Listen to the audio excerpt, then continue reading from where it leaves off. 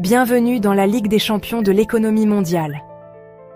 Aujourd'hui, je plonge dans une révolution à la fois silencieuse et incroyablement puissante, l'essor des économies durables.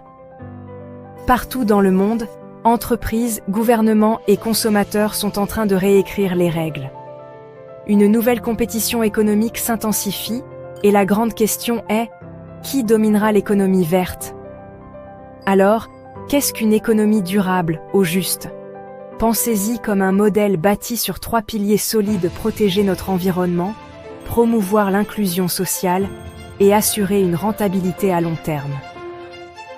Contrairement aux économies traditionnelles axées sur les gains rapides et les profits à court terme, le modèle durable mise sur une croissance qui laisse un impact positif sur les gens, sur la planète et, oui, sur les résultats financiers. Mais pourquoi ce modèle explose-t-il en ce moment? 3 grandes raisons. Premièrement, la crise climatique est partout: sécheresse, inondations, pollution forçant les entreprises à s'adapter ou à se laisser distancer. Deuxièmement, les consommateurs sont plus éveillés que jamais. Saviez-vous que 73% des jeunes veulent acheter auprès de marques responsables?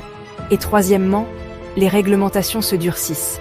L'Europe, l'ONU, la COP26, tout y passe, les règles changent vite. Le résultat? Les entreprises qui ne s'adaptent pas risquent d'être laissées pour compte. Maintenant, parlons des pays qui mènent cette course verte. Le Danemark tire plus de la moitié de son énergie des énergies renouvelables. L'Allemagne est en tête pour les économies circulaires et la mobilité verte. La Chine, elle domine dans les panneaux solaires, les voitures électriques et les usines éco-responsables. Le Rwanda montre l'exemple à l'Afrique, interdisant le plastique et promouvant des politiques environnementales fortes. Et n'oublions pas la Suède. 99% de ses déchets sont recyclés. Ces nations investissent des milliards pour gagner la Ligue des champions verte. Mais est-ce rentable? Absolument. Il suffit de regarder Tesla, Unilever, Patagonia ou Ikea. Ils prouvent qu'être responsable ne fait pas que du bien. Ça rapporte. Ces entreprises attirent les jeunes talents les plus brillants, des clients fidèles et des investisseurs avisés. Plus important encore, elles anticipent, gérant les risques climatiques, sociaux et politiques avant qu'ils ne surviennent. Et l'Afrique dans tout ça? Le continent a une carte verte majeure à jouer. Un potentiel énorme en énergie solaire et bioénergie, une nouvelle vague de jeunes entrepreneurs engagés, et des solutions locales de l'agriculture durable à la fintech verte et au recyclage.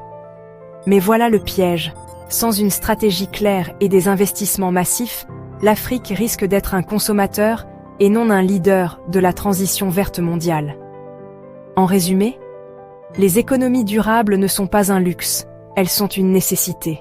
Et, plus que cela, elles représentent une opportunité massive.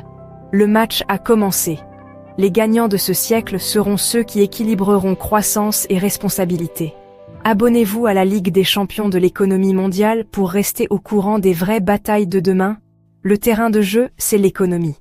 La stratégie, c'est l'impact. Et le vrai prix? Notre avenir.